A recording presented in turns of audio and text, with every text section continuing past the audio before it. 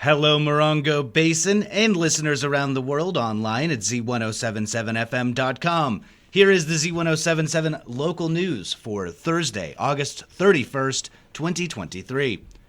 Jurors are still deliberating in the trial of Arthur Davies, the man on trial for allegedly murdering a 17-month-old in 2018. On Wednesday morning, a family emergency for one of the jurors required an alternate to be called in as a replacement and required the jury to restart deliberations.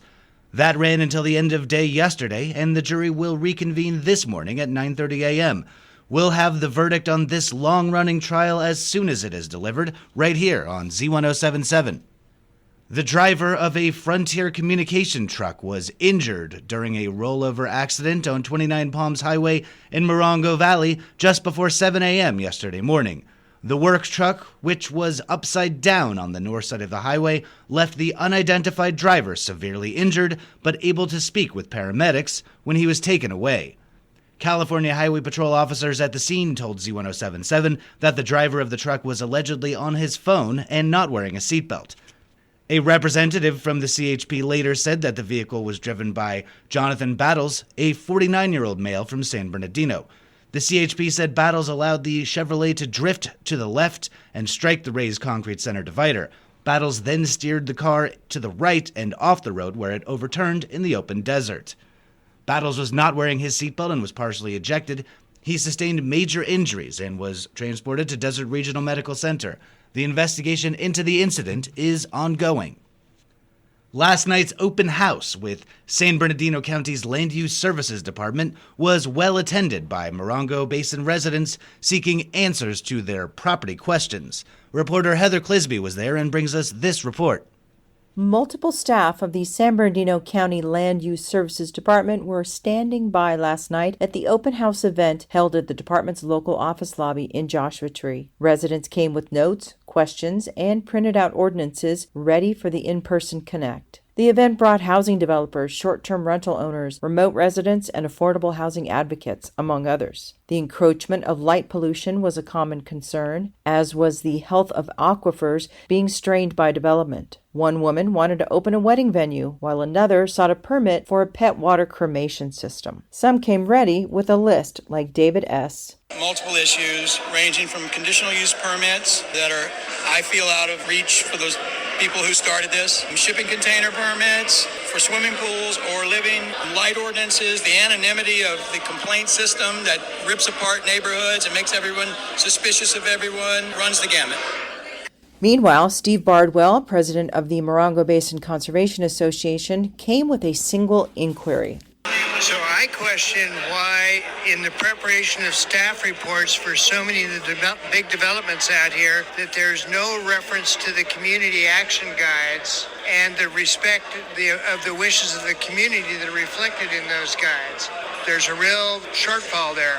Additional issues concerned road grading, infractions of the native plant ordinance, illegal music venues, and combining parcel charges for FP4. Reporting for Z107.7, this is Heather Clisby. In March, the County Planning Commission denied without prejudice an application for a conditional use permit by a Los Angeles-based developer with a vision of creating a 25-acre glamping development on 640 acres in Flamingo Heights. Leading up to that denial, the controversial project was the focus of intense public criticism, much of it organized by a local group calling itself Save Our Deserts. Following a brief dormancy, Save Our Deserts springs back into action tonight with a town hall meeting called in response to the developer's appeal of that Planning Commission denial. Reporter Mike Lipsitz is here to bring us up to date.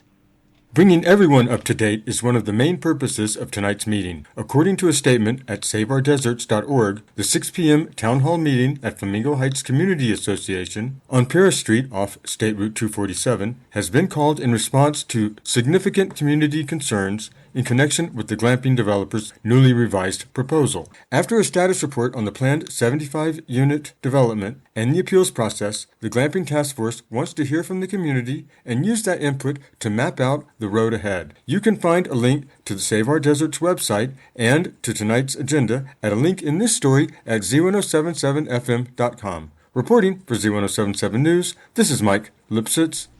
A unique partnership between the San Bernardino County Fire Department, the Rotary Clubs of 29 Palms, and San Felipe, Mexico will see a much-needed ambulance go into service in the Mexican city. In 2021, the San Felipe Fire Department contacted San Bernardino County Fire because their old ambulance had fallen into disrepair. They contacted Battalion Chief Scott Tuttle, who determined the need for San Felipe was vital for the public safety, and located an older ambulance which was being taken out of service. Tuttle discovered the process to transfer decommissioned equipment from a public entity to a foreign government was legally complicated and would get embroiled in a lot of red tape. After conferring with county legal staff, Tuttle found the process was much easier if the actual transfer involved recognized charities. The process took approximately 3 years, but yesterday, the ambulance was formally donated by the county to the 29 Palms Club, who then gave it to the San Felipe Rotary for the San Felipe Fire Department. The 2001 Ford ambulance that did most of its service in Yucca Valley with 173,000 miles will get a mechanical check and a fresh paint job showing the ambulance as a gift from the county and Rotary. Members of the San Felipe Club will come to 29 Palms to pick it up and then drive it to its new home. Established in 1994 and held annually on the fourth Saturday in September, National Public Lands Day is traditionally the nation's largest single-day volunteer effort. Here with just one of those volunteer opportunities is amateur outdoorsman Robert Hayden. We're lucky in the Morongo Basin to be surrounded by public lands, and the Joshua Tree National Park will be holding a service project on National Public Lands Day to celebrate. Volunteers will perform roadside beautification in the heart of the park by clearing brush from the roadsides and laying rocks along the road. This work involves hiking, lifting, and repeated bending. The project will begin at 7:30 a.m. and end at approximately noon on Saturday, September 23rd. Participation is limited, so folks should sign up early. The park is asking for volunteers to apply by September 16th. We'll have a link at this story on our website. Reporting for Z107.7 News, this is Robert Hayden. Celeste Hildebrand has been named the new supervisor of the High Desert Nature Museum. As supervisor, Hildebrand will be responsible for leadership and overall operations, development, management, planning, administration, curatorial affairs, and marketing for the town of Yucca Valley's High Desert Nature Museum. She has a formal educational background in anthropology and education and is eager to share her knowledge and passion with the community. And finally, dove season begins tomorrow in what California Department of Fish and Wildlife officials call their busiest day of the year. Those officials will be patrolling the state, observing and checking on dove hunters, ensuring game laws are followed, and enforcing those laws when necessary. Mourning doves and white-winged doves are the primary targets. Mourning doves and white-winged doves are the primary targets, though spotted doves and ringed turtle doves also became legal game.